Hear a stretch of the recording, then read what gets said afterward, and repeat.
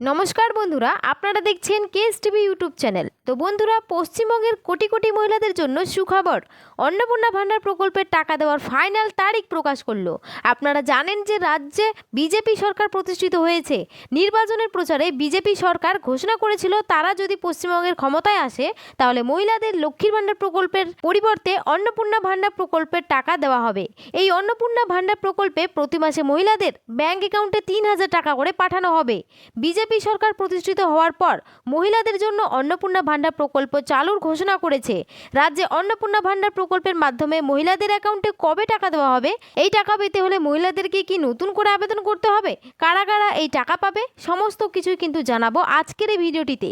তাই ভিডিওটি স্কিপ না করে শেষ পর্যন্ত দেখবেন। আর বলবো, আমাদের এই ছোট্ট চ্যানেলে যদি কেউ নতুন দর্শক হয়ে থাকেন তাহলে কিন্তু অবশ্যই চ্যানেলটিকে সাবস্ক্রাইব করে পাশে থাকা বেল আইকনটি অন করে রাখবেন এই ধরনের গুরুত্বপূর্ণ আপডেট সবার আগে পাওয়ার জন্য। তো চলুন বন্ধুরা, আজকের ভিডিওটি শুরু করছি। তো দেখুন, আজকের আপডেটে বলা হয়েছে অন্নপূর্ণার ভান্ডার নিয়ে বড় আপডেট। 1 জুন থেকে কি মিলবে ৩,০০০ টাকা? কাদের নাম বাদ যাচ্ছে? তো চলুন বন্ধুরা, এই বিষয় নিয়ে আমরা বিস্তারিত আলোচনা করি। আগামী 1 জুন থেকে চালু হচ্ছে অন্নপূর্ণার ভান্ডার, সে কথা জানিয়েছেন শুভেন্দু অধিকারী। পূর্বতনে সরকারের লক্ষ্মীর ভান্ডার প্রকল্পের জায়গায় বিজেপি সরকার এই নতুন প্রকল্পের ঘোষণা করেছে। কিন্তু এই প্রকল্পে কারা টাকা পাবেন আর কাদের নাম বাদ যাবে তা নিয়ে সাধারণ মানুষের মনে ধোঁয়াশা তৈরি হয়েছে। অবশেষে সংবাদ মাধ্যমে সেই ধোঁয়াশা কাটালেন রাজ্যের নবনিযুক্ত নারী ও শিশু কল্যাণ মন্ত্রী অগ্নিমিত্রা পাল। নবান্নে মন্ত্রিসভার বৈঠকের পর দপ্তরের দায়িত্ব নিয়েই বড় বার্তা দিয়েছেন মন্ত্রী অগ্নিমিত্রা পাল।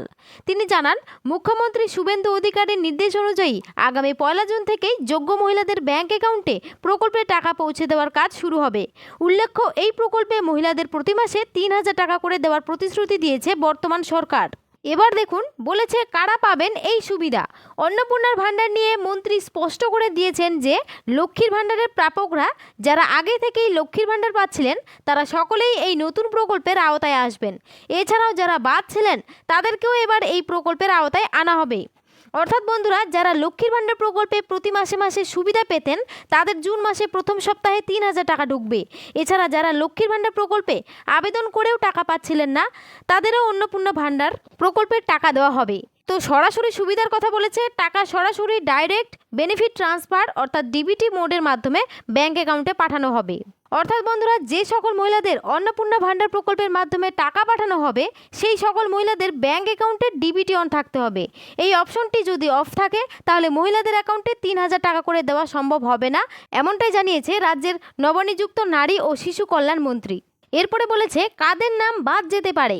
মন্ত্রী জানিয়েছেন, টাকা দেওয়ার শুরুর আগে অ্যানালিসিস করা হবে। বেশ কিছু ক্ষেত্রে নাম বাদ যাওয়ার সম্ভাবনা রয়েছে। তো 1 নম্বর, মৃত ব্যক্তি। যদি কোনো উপভোক্তা মারা গিয়ে থাকেন তবে তার নাম তালিকা থেকে বাদ যাবে। 2 নম্বর, অনাগরিক। যারা ভারতের বৈধ নাগরিক নন, এসআইআরের যাদের নাম বাদ গিয়েছে অথচ লক্ষ্মীর ভান্ডার পাচ্ছিলেন তাদের নাম যাচাই করে তালিকা থেকে বাদ দেওয়া হবে। 3 নম্বর বলেছে ভুল তথ্য। যাচাইকরণ বা ভেরিফিকেশনের সময় যদি দেখা যায় কেউ অন্যায্যভাবে সুবিধা নিচ্ছেন তবে তার নামও কাটা যাবে। তো এরপরের সবারই প্রশ্ন হচ্ছে, আবার কি ফর্ম ফিল আপ করতে হবে?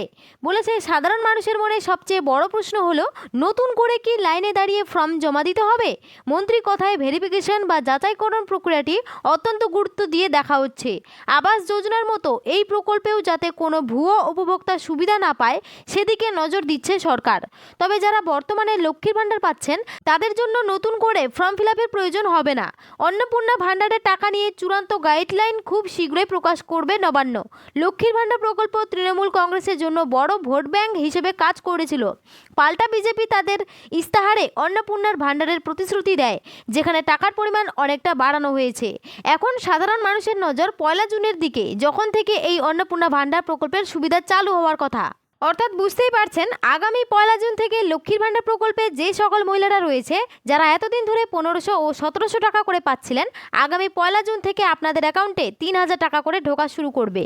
এরই সাথে যে সকল মহিলারা বহুদিন ধরে লক্ষ্মীর ভান্ডার প্রকল্পে আবেদন করে রেখেছিলেন অথচ এখনও পর্যন্ত একটি টাকাও ব্যাংক অ্যাকাউন্টে পাননি, তাদেরও তথ্য যাচাই করা হবে, এমনটাই জানিয়েছে নবান্নের নারী ও শিশু কল্যাণ মন্ত্রী।